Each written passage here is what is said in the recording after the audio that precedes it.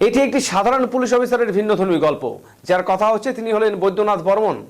দক্ষিণ দিনাজপুর জেলার হরিরামপুর পুলিশ স্টেশনে বর্তমানে সাব ইন্সপেক্টর অব পুলিশ পদে কর্মরত রয়েছেন তিনি।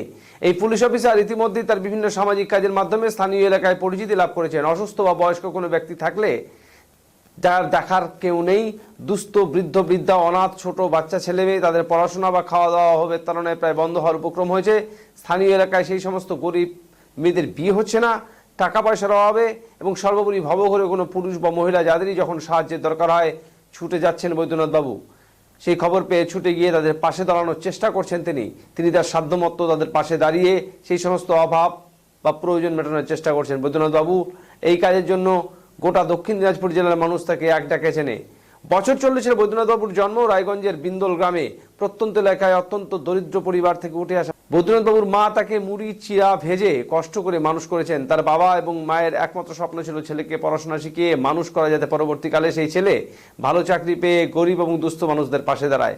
ছেলে বাবা মাকে কথা দিয়েছিল যে সে নিশ্চয়ই জীবনে প্রতিষ্ঠিত হয়ে দুস্থ ও মেধাবী লোকের পাশে দাঁড়াবে এবং তার নিজের সাধ্যমতো তাদের সাহায্য করার চেষ্টা করবে। বৈদ্যনাথ বাবু বলেন, ছোটবেলায় খুব কষ্ট করে বড় হয়েছেন। দারিদ্রতা এবং কষ্ট কি তা তিনি নিজের চোখে দেখেছেন।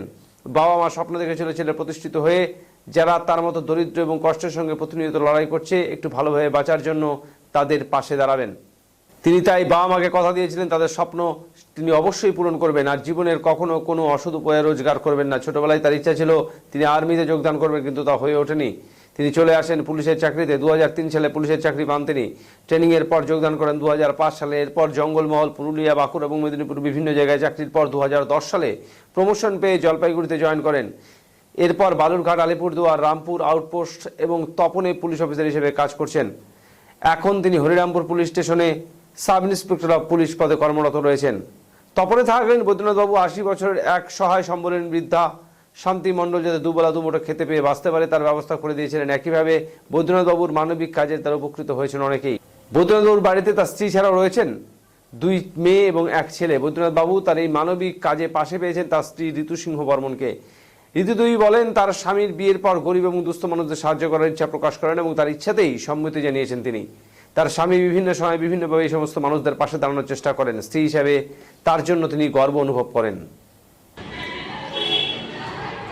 আমি তো খুব খুশি যে উনি গরিব অসহায় মানুষের পাশে আছে। আমি ওনাকে সাপোর্ট করি আর ওনার কাজে আমি খুব খুশি, কারণ আমিও চাই যে সবার সাহায্য করাটা খুবই ভালো।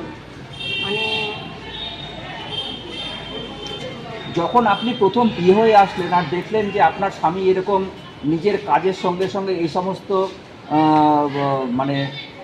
সমাজ কল্যাণমূলক কাজ করছেন, আপনি সেই প্রথমে এসে ব্যাপারটাকে কীভাবে নিয়েছিলেন? আমার তো খুব ভালো লেগেছে।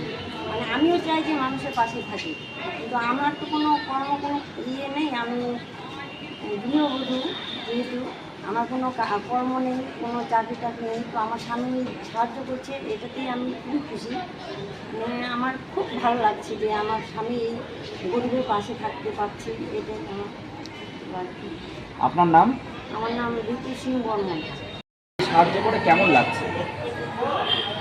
সাহায্য আমি ছোটোবেলায় যখন আমি ছোটো ছিলাম, মা বাবার কষ্ট, বাড়ির যা অবস্থা ছিল আমাদের খুব কষ্ট এসেছে।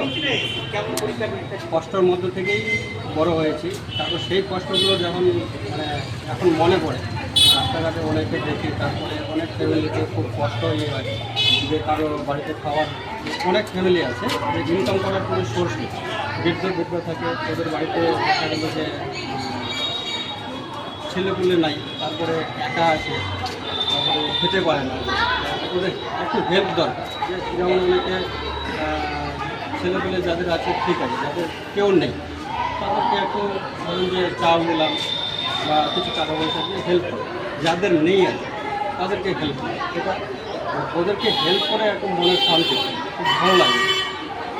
আমি এটা পার্সোনালি হয়, কোনো সংস্থা বা এরকম না।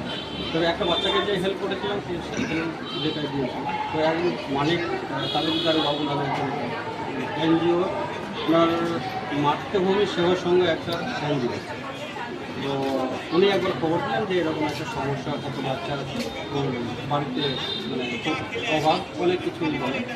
আমি শুনে তারপরে আমি বললাম ঠিক আছে, গেলাম দিয়ে আসলাম। এরকম মোটামুটি কিছু কিছু করেছি আর কি, তারপরে চলছে।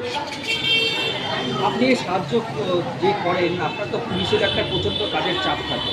পুলিশের এই কাজ সামলে এরকম ধরনের কাজ করতে আপনার কোনো অসুবিধা হয় না? চলে ওটা অসুবিধা হয় না, আমার যখনই দেখি ওটা আমি ফাঁকা টাইমে চলে যাই বা ডিউটির টাইমে চলে গেলাম, অসুবিধা। আপনি এই কাজ করতে গিয়ে আপনার সহকর্মীদের কীরকম সাহায্য পেয়েছেন? হ্যাঁ, অনেকে এটা দেখে যখন দেখেছে যে এরকম হেল্প করছে, সবাই খুশি হয়েছে, যারা যারা শুনেছে দেখেছে। এবার অনেকে এগিয়েও এসেছিলেন, শঙ্কর চন্দ্র বিশ্বাস নামে একজন আছে, এই কাজটা দেখে উনিও আমার সাথে গেছে হেল্প করতে। এই সাহায্য করতে গিয়ে আপনার পরিবারকে কতটা পাশে পেয়েছেন? পরিবার মানে সম্পূর্ণ আমার পাশে আছে। এবার ওনারা এটা শোনার পরে, এটা দেখার পরে খুব খুশি হয়েছে, খুশি হয়েছে।